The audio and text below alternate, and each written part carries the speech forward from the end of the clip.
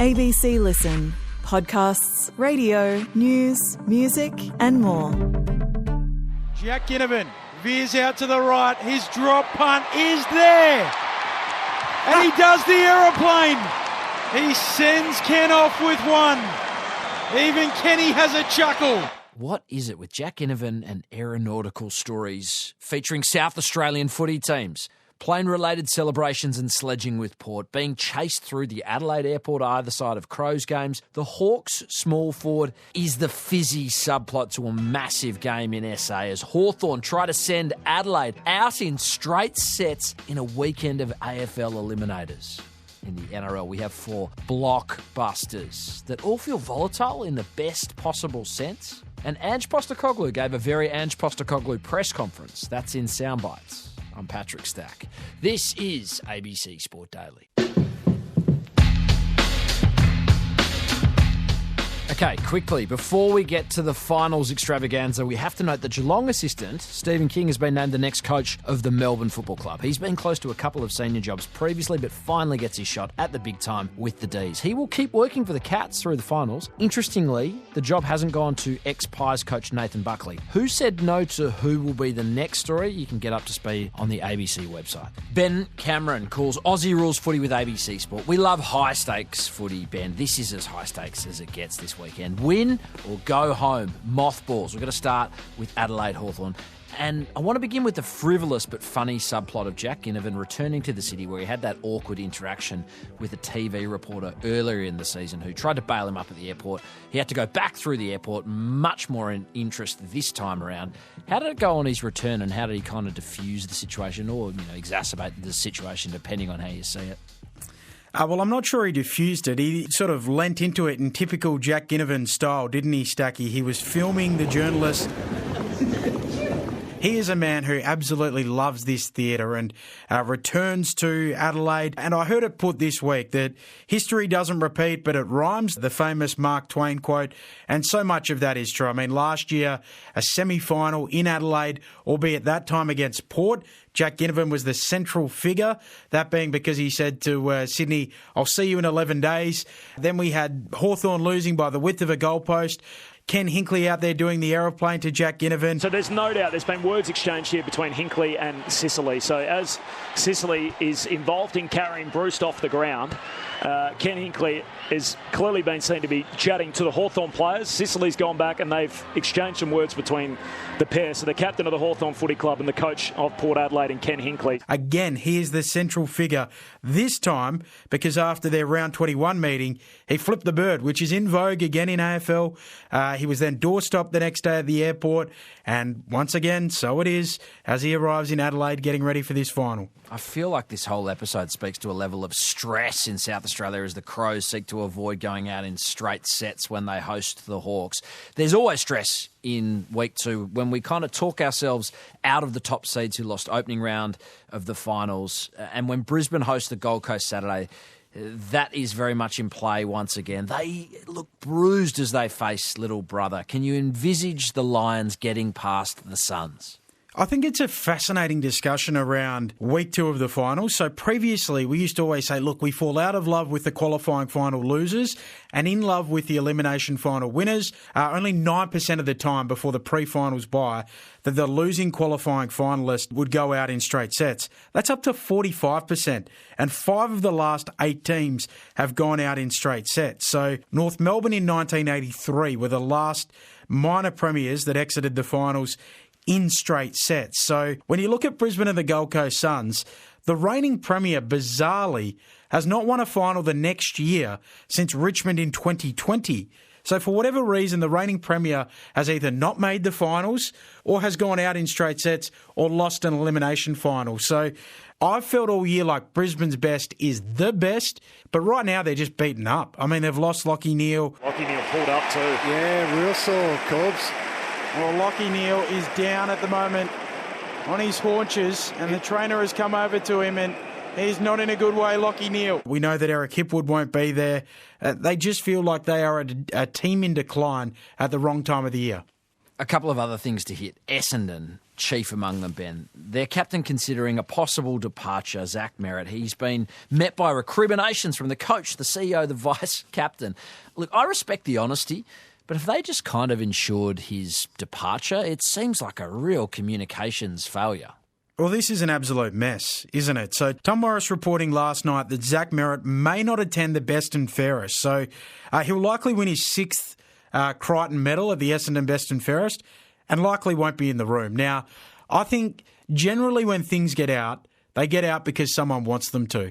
So I wonder whether the Zach Merrett camp was happy to have this information released that he caught up with Sam Mitchell, hoping to force the hand of Essendon. Essendon haven't blinked yet. From the board down, they've stared down Zach Merrett and said, "We will not trade you under any circumstances." Can he still be the captain when that is the case? Can he even stay as a player? Will they respect him? What does that look like? This is just a mess for Essendon. Speaking of messy situations, in Geelong, there's been drama this week. Bailey Smith and Chris Scott, both in trouble for separate interactions. Do you see this as a coincidence, Ben, or does it speak to a broader attitude from the Cats towards those outside the club? It's impossible not to draw a parallel between what happened with Bailey Smith and then what we learnt after the fact happened before it on the Friday night with Chris Scott. Now, I'm not saying the two are intrinsically linked, but I think clearly when I first heard about the Chris Scott story, rightly or wrongly, my immediate reaction was thinking of Remember the Titans, Julius and Gary Bertier, when he says, attitude reflect leadership captain. That may be inaccurate, but it feels like from the outside, Geelong is a team that certainly has less respect for the media than perhaps other clubs, and maybe Bailey Smith's outburst was a reflection of the leadership of the club more broadly. We are looking at a cracking weekend of footy. Ben Cameron is going to be all across the action as we call 2 epic finals. You can catch it all on the ABC Listen app. Ben Cameron, thanks for your time. Anytime. Week 1 of the NRL Finals is upon us and we are here for it. Zach Bailey loves final season. Channel 9's NRL News Hound is here to tell you what you need to know ahead of 4 blockbuster games. Zach, Storm Dogs first up. And when Lachlan Galvin moved to Canterbury, I think the question was, how is that going to fit with the existing half, Toby Sexton, hooker, Reid Marnie, etc.? Here we are, week 1 of finals. We're still kind of talking about that jigsaw puzzle. And win or lose, will that personnel choice be the conversation on Saturday morning for Dogs fans? That is the great question of how it is all going to work down in Melbourne, because it is a fascinating story. It was the biggest story of the year when Lachlan Galvin left the Tigers. It was an ugly exit. And there have been some great moments that he's produced, especially match-winning pass against the Dragons. But between a couple of good performances, there's also been some lean performances for the Dogs. And given Lachlan Galvin is the young teen that was brought over at the expense of Toby Sexton being left out of the squad since round 19, a lot of people have been putting him in the firing line, really. Toby Sexton is now brought back into the Bulldogs 17 for their first final, hasn't played for the last 7 or 8 weeks in the top grade. He's been playing a lot of hooker, so he replaces Reid Marnie, who is the regular player now off the bench. The club are justifying that by the fact that Toby Sexton on the bench can come in and cover 2 spots in the halves or at hooker. Saturday, a lot of the story will be about how Lachlan Galvin plays, how Matt Burton plays, and how they use Toby Sexton against Melbourne in Melbourne, one of the toughest road trips in rugby league. Won't get a better opportunity to take down a huge heavyweight in Melbourne, given their mix of injury and suspension. Looking to game 2, Penrith, heavy favourites against the Warriors. Even though this game is in New Zealand, is the depth of the Panthers' experience simply too much for the Wars to cope with, Zach? Yeah, well, there's 2 points. That's definitely one of it. The Panthers' success in finals and the fact that they've just about dealt with every scenario over the last 5 years when it comes to finals and big games. You've got to remember back in 2020, I think they won like 17 games in a row and then lost to Melbourne in that grand final. Since then, they have been the best team by far. They've finished in the top 4 and dropped the first week of the finals and done it the hard way. We've seen Nathan Cleary's heroics against Brisbane when they looked down and out. So whatever scenario they've been in, they've been able to get themselves out of, with the likes of Cleary, Isaiah Yeo, Brian To'o, Dylan Edwards, all of these absolute guns. They don't have Jerome Luai there this year. They don't have a couple of the other stars that have been part of those premiership experiences and teams, but they do have a lot of experience compared to the Warriors. The other factor that works against the Warriors is the fact that Luke Metcalf, who'd been their gun half all year, gone with an ACL injury. Same goes for Mitch Barnett, New South Wales Origin forward. He's gone for the year. They've got a lot of young talent. They've got some great leaders in James Fisher-Harris facing his old club. And it is a tough road trip, there's no doubt about that. But I think everyone just has the Penrith Panthers winning through to week 2 because of their experience. Interestingly, Ivan Cleary, a former Warriors player and coach, said earlier this week, I was fortunate to be part of some of probably the club's greatest finals wins as a player and a coach. And they usually come when no one expects them to do anything. So I get it. They're right where they want to be. So, we very much understand what we're going into this week. Speaking of writing teams off, I feel like everyone is writing off Cronulla, and that is partly a knock on the Sharks, but I wonder if it has more to do with the Roosters' quality. Can you remember a better 8th seed than the Chooks? They look dazzling. They've been in great form. I remember they started the year with 1 win through their first 5 matches, and everyone thought, wow, this is truly a rebuild for Trent Robinson. But somehow the Roosters have been able to blood so much youth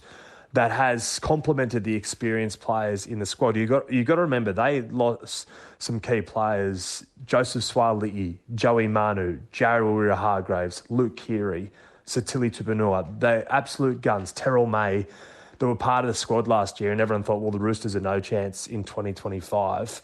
But they have come in late. And interestingly, you speak to a lot of the players in the lead up to this final series, they've all said that this is the best balanced Roosters side that they've had for a while because of the mix of youth that brings great energy, but the experience that can help these younger players that are raw and, very talented, but in the big moments. And one of those players is, Mark Nawaqanitawase. Like, his highlights reel this year is off the charts. Up goes the crossfield bomb. They'll let Nawaqanitawase over the top. Easy as you like. Plucked it out of the air and scored. He beat Johnston again to complete his hat-trick. Mark Nawaqanitawase. What a night. What a player. What a season. Yeah, this Roosters side is red hot. The poor Sharkies, not many people give them much love, but down at the Bermuda Triangle, Shark Park, anything could happen on Saturday night. Finally, maybe game of the weekend, a packed home ground in Canberra. Viking clap. The Milk, Ricky Stewart, a sea of green. The Raiders hosting a Brisbane team with talent galore. Can you make a case for me for a Brisbane upset? Yeah, definitely. When you've got the likes of Reece Walsh and Reece Walsh in form. Walsh will go himself!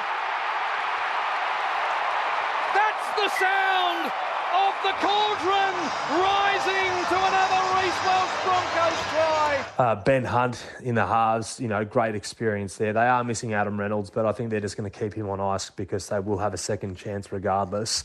Katoni, Staggs, Selwyn Cobbo, they've got so much strike across the park, this Broncos side, that they could definitely cause an upset down in Canberra, especially if Josh Papali'i doesn't play.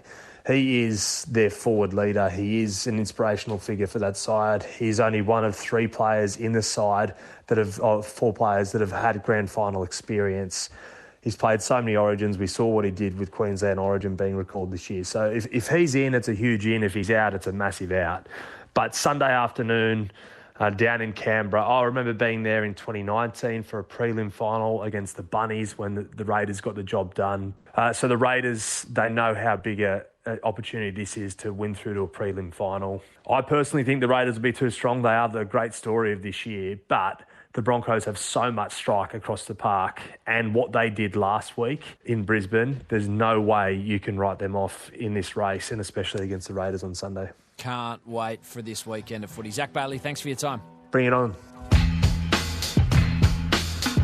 Soundbites, Ange Postecoglou, who's back in the Premier League, this time coaching Nottingham Forest. If we know anything about Ange, it's that he's good for a grab. Well, we know you win a trophy in your second season.